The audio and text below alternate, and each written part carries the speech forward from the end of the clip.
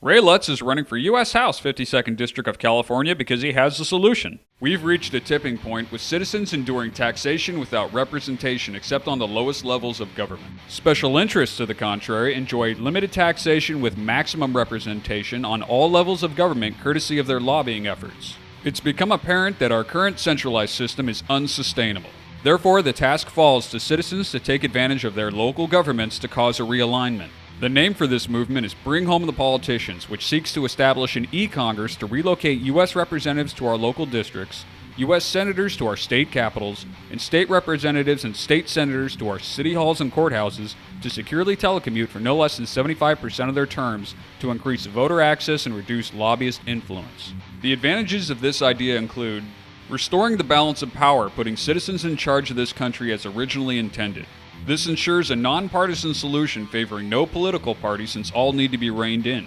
It's anti-lobbyist, forcing special interests to spend much of their budget on travel expenses and creates a large paper trail as they move from one congressman to the next. Where countless bills have failed, this will actually reduce corruption with citizens and local media in close proximity to elected officials filling the much-needed role of government watchdog. Being cost-effective is a major plus of an e-Congress with the immediate savings on congressional second homes, long-term stays at high-priced hotels, and constant travel expenses to and from D.C. And it dramatically improves national security by limiting the impact of a natural disaster or assault on D.C. now that a grid system of 51 is in place. Article 1, Section 4, Clause 2 reads, "The Congress shall assemble at least once in a year," meaning there is nothing keeping U.S. Congress in D.C. year-round.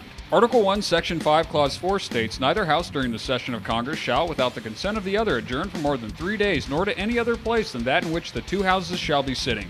Therefore, U.S. Congress has the ability at any given time to change the location of where its meetings are held. Article 1, Section 5, Clause 2 proclaims, "Each house may determine the rules of its proceedings." This shows that both chambers of Congress can expand the definition of present to include present via telecommuting. State constitutions vary, with some providing steps on how to make this change to others that do not block implementation. The idea of an e-Congress seems far-fetched, but this idea was actually proposed to U.S. Congress on September 14, 2001 as a highly recommended security upgrade. The following is footage of a floor discussion regarding e-Congress from October 22, 2002. Another area I feel worthy of discussion is the ability of Congress to communicate and possibly even conduct legislative operations remotely in the event of a major disruption. The House Administration Committee has held hearings on the feasibility of establishing an e-Congress for emergency situations, and I've introduced legislation to study this matter. Unfortunately, e-Congress was dismissed using the excuse that Congress members couldn't be relied on to show up for votes and committee meetings if allowed to telecommute.